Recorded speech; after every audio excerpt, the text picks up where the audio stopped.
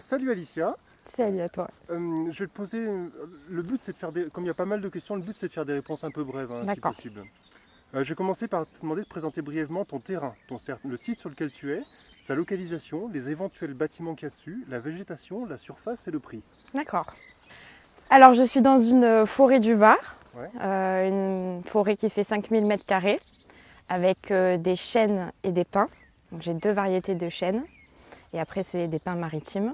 Les bâtiments, toi t'as pas de bâtiment, toi tu vis dans un camion et t'as rajouté une tente, c'est ça? Tout à fait, oui. Je vis dans un camion aménagé. Il y a une tente de réception de 30 m² qui me permet d'avoir ma cuisine, mon salon. Et puis après, sur le terrain, il y a un cabanon en pierre. Qui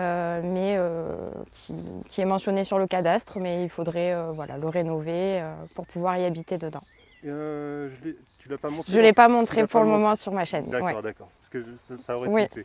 Donc trois bâtiments, le cabanon en pierre, la tente et le camion aménagé. Enfin, le Voilà. camion aménagé, c'est pas vraiment un bâtiment, mais tu dors dedans. Tout à fait. Quelles sont les sources d'eau à ta disposition, toi? Alors, sur le terrain, je n'ai pas de source d'eau. Donc, j'ai la chance d'avoir mon voisin le plus proche qui a un forage et qui m'autorise en fait à remplir deux cuves que j'ai sur mon terrain. J'ai deux cuves de 1000 litres et du coup, quand j'ai besoin de les remplir, je vais me brancher chez le voisin pour remplir mes cuves. Les cuves, tu les transportes comment entre le lieu de forage et... Alors, son terrain n'est pas très loin du mien, donc avec des tuyaux, tout simplement. Avec des longs tuyaux de 150 mètres et 50 mètres. En fait, voilà. tu es en train de me dire que tu ne transportes pas les cuves, tu vas chercher l'eau du forage et tu l'envoies directement par tuyau dans les cuves. Tout à fait. T'as pas accès à l'eau potable, hein, donc c'est toi même qui assure la filtration de ton eau. Oui, tout à fait. Est-ce que tu effectues des tests de potabilité? Alors non, j'ai pas effectué de test de potabilité, mais c'est vrai que j'aimerais bien le faire. Donc ça m'intéresse. Avec quoi tu filtres ton eau? Un berquet? Oui. Ok. Oui. Alors pour la petite anecdote, je bois des litres d'eau du Berquet et ça se passe très bien. Et la seule fois où j'ai pas bu de l'eau du Berquet, j'ai été malade pendant 2 jours. Ouais. Donc pour moi, il y a une efficacité. Mais maintenant, j'aimerais bien quand même le prouver avec des tests. Ça serait intéressant. Ok, oui, mais ça sert à rien de tester l'eau qui sort, c'est l'eau avant. Si tu testes l'eau qui sort, tu sais qu'elle va être pure. Oui. Ce qui est intéressant de tester, c'est L'eau que qui est je avant mets. pour savoir ce que tu filtres en sortie. Alors oui, vous n'avez pas le tout à l'égout. Non. Donc comment est-ce que tu gères l'urine, les excréments? Tu as des toilettes sèches? Tout à fait. Ouais. J'ai des toilettes sèches. Les toilettes sèches sont à l'intérieur du camion ou Non. alors vous avez fait un bâtiment à part? Comment Ah voilà, c'est la petite cabane au fond du jardin. Oui. J'aime bien cette chanson d'ailleurs. Donc c'est un petit abri en palette, tout simple. Et donc s'il faut y aller sous la pluie, au milieu de la nuit, c'est pas difficile? On y va, mais non, on y va. Okay, ça passe pas de problème, ça va. Alors pareil, toi t'es arrivé assez récemment, donc la question ne va pas faire sens pour toi, mais le compost que tu récupères tes toilettes sèches, pour le moment je ne l'ai pas utilisé. Ouais. Quel système utilises-tu pour le chauffage? Alors j'ai vu que toi tu avais un poêle à pétrole. Oui. Est-ce que ça... moi la question que je vais te poser c'est combien ça te coûte d'argent d'avoir un poêle à pétrole? Combien tu dépenses chaque mois lorsque tu te chauffes avec ton poêle à pétrole? Alors ça coûte très cher. Ouais. C'est 25 € le bidon de 30 litres ou de 20 litres. C'est des bidons de 20 litres. Et voilà. Ouais. Donc c'est 25 € à peu près. Et ça dépend du temps de chauffe, combien de temps je laisse chauffer mon chauffage. Mais on essaye de ne pas le laisser longtemps allumé. De toute façon, quand il fait trop chaud dans la pièce, mon chauffage à pétrole se coupe automatiquement. Il se met en sécurité. Ouais. Donc je ne peux pas le laisser allumer toute la nuit, parce qu'il se met en sécurité. Donc on chauffe un petit peu le soir. Et puis l'hiver, le matin, si besoin, on chauffe un petit peu. Donc voilà, je ne chauffe pas toute la nuit ni toute la journée. Donc combien ça me coûte? Voilà, c'est la question qui m'intéresse. Donc 25 € le bidon de 20 litres. Un bidon te dure combien de temps à peu près?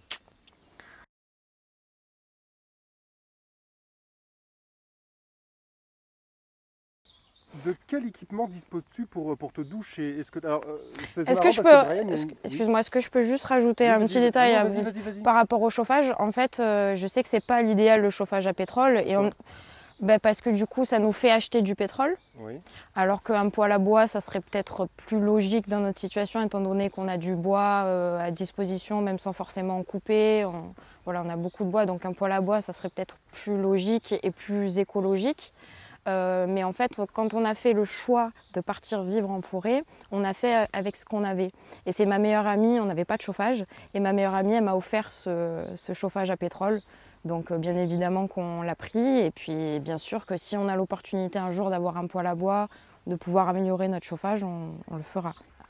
Ah oui, alors donc de quel équipement disposes-tu pour te doucher? Est-ce que vous avez une douche aménagée dans le camion ou alors un bâtiment, quelque chose que vous avez fait à part ou, Alors on a un petit coin douche dans la tente de réception. Oui, Donc c'est un coin qui est quand même aéré puisque c'est dans une tente de 30 mètres carrés. c'est froid en hiver. Voilà, donc il fait froid en hiver.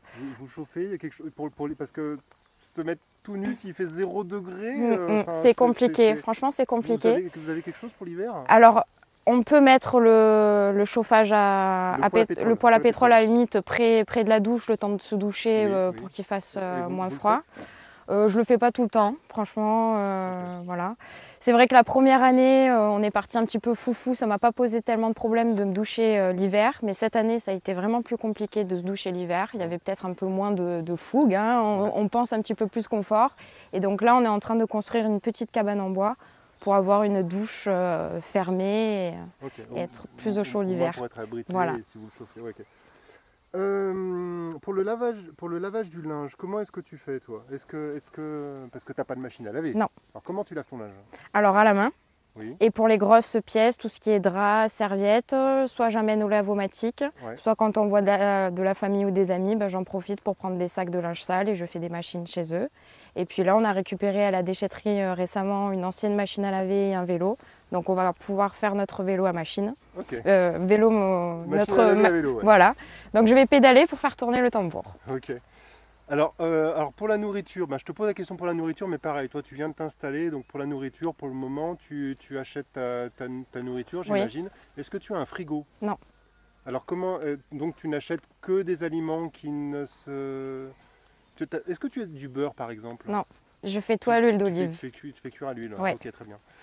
Donc je ne vais pas te poser non plus la question sur la conservation des aliments. Et là, ton potager, tu démarres cette année, c'est ta première année, c'est ça? Alors, on a déjà fait un potager l'année dernière où on a pu avoir des tomates, des fraises, où on s'est régalé. Ça nous a déjà fait une première expérience parce que c'était la première fois. Ouais. Et puis là, vraiment, on a voulu l'agrandir. Donc on a repris le potager, la première butte qu'on avait faite. Et là, on a vraiment fait un mandala avec plusieurs buttes. Donc oui, on va dire que c'est un peu la vraie première année. D'accord. Et alors, pour la nourriture, pour le moment, ce que tu démarres, c'est potager, c'est tout? Tu n'as pas planté d'arbres fruitiers, tu n'as pas d'animaux, c'est potager. Okay. Oui. La vaisselle, comment est-ce que tu fais la vaisselle? Par exemple, est-ce que tu fais chauffer ton eau de vaisselle? Non. Non. Ah, donc à l'eau froide? À l'eau froide, à part l'hiver, si vraiment elle est gelée, là je vais me faire chauffer une petite marmite parce que l'eau est vraiment trop froide et ça finit par faire mal aux mains. Mais sinon, donc j'ai une petite jerrycan de 20 litres ou de 15 litres, donc remplie d'eau, avec une bassine dessous. En général, je fais pré-tremper ma vaisselle et puis je fais ma vaisselle à la main en essayant d'utiliser le moins possible d'eau. Ok. Sur l'énergie, toi tu as des panneaux solaires, oui. Je crois, c'est ça? Est-ce que tu peux me dire ce que tu consommes et ce que tu produis? Est-ce que tu en as une idée ou est-ce que... Alors, je ne vais pas pouvoir te dire parce qu'on s'en est servi que pendant 3 mois. Ouais. Ils n'étaient pas bien exposés au soleil, donc ils ne pouvaient pas produire à 100% de leur... Mais j'ai 2 panneaux de 500 watts. Ah oui, d'accord. Ouais. Donc normalement, ils sont censés bien produire. Et là, j'ai un problème d'onduleur. Donc il faut que juste je règle un problème d'onduleur. On consomme très peu puisque j'ai pas d'appareil électrique chez moi. Il faut juste recharger les téléphones. Ouais. J'ai un ordinateur, mais je m'en sers pas. Ouais. Et quoi d'autre en électrique? La lumière, c'est pratique. T'es en 12 volts ou en 24 volts? En 24. En 24 volts, d'accord. Donc pour l'éclairage, j'imagine tu t'éclaires au LED? Alors j'ai qu'une petite lampe solaire pour l'éclairage. Ah d'accord. Oui. Ah oui, donc c'est très minimaliste. Oui. La nuit, chez toi, il fait nuit, on oui. se cogne contre les arbres.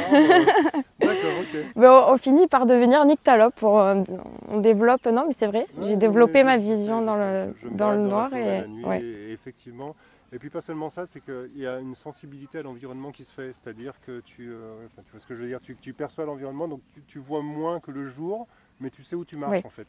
C'est ça. Alors, on va parler culture. On va parler alors culture. On va commencer par parler d'Internet parce que tu as une chaîne YouTube, Oui. donc forcément tu as besoin d'Internet. Mm. Comment tu te connectes à Internet sans être raccordé à France Télécom? Alors, j'ai un forfait téléphone en fait. Oui. Et donc un forfait téléphone avec Internet illimité. Et je capte la 4G. Voilà, je fais tout via mon téléphone portable. Ok. Et ça te pose pas de problème, toi, pour gérer une chaîne YouTube avec depuis un téléphone? Non, ça va, c'est faisable. Non, mais je sais, Mm. bienvenue au club. Mais c'est bien de le dire aux gens, Oui, quoi. oui. Que, C'est voilà, possible. on peut avoir un téléphone et Oui. avoir une chaîne YouTube, quoi. Et même faire ses montages sur le téléphone. Oui, oui. Culture toujours, c'est quoi alors par rapport au mode de vie que tu as, le dernier bouquin que tu as lu et que tu recommanderais de dire, tiens, le dernier bouquin que j'ai lu et qui un peu parle de mon mode de vie et que j'ai trouvé bien, c'est quoi? Alors j'ai bien aimé, oui, La Révolution d'un seul brin de paille. Oui, d'accord. Et puis un livre très facile à lire, mais que j'ai trouvé très intéressant, c'était Guy Finlay, Lâcher prise. D'accord. Voilà, au tout début, je l'ai lu il y a 2 ans et j'ai beaucoup aimé. On va terminer en parlant argent, parce que je parle que de ça, tout le temps. C'est comme ça. Là, tu as, quand même un mode de vie autonome sur pas mal de choses. Tu n'as pas de dépenses d'électricité, tu n'as pas de dépenses d'eau, tu ne payes pas un loyer tous les mois. Mais il y a quand même des choses que tu continues de payer. Donc, c'est quoi les choses qui te coûtent encore de l'argent aujourd'hui? Alors, et combien? C'est-à-dire si tu veux me dire tous les mois j'ai... si tu veux pas répondre, hein, tu réponds pas. Hein. oui. Mais tous les mois j'ai tant de dépenses, ce serait quoi le chiffre où tu dirais ça Alors du coup, forfait téléphonique. Je paye quand même assez cher parce que j'ai un forfait illimité avec Internet compris. En charge fixe, j'ai une voiture, donc assurance voiture, avec un petit peu d'essence suivant mes besoins. Là, par exemple, on a fait quand même un gros trajet. Donc c'est des petites sommes à prévoir. Bouteille de gaz, mais elle me dure quand même un bon moment, donc je ne la change pas tous les mois. Pour la gazinière? Oui. D'accord. Et les croquettes des chiens et l'alimentation. Donc par contre, repas, je fais des bons repas, mais des repas simples. Donc l'alimentation, le riz, les pâtes, les lentilles. Ok. Voilà.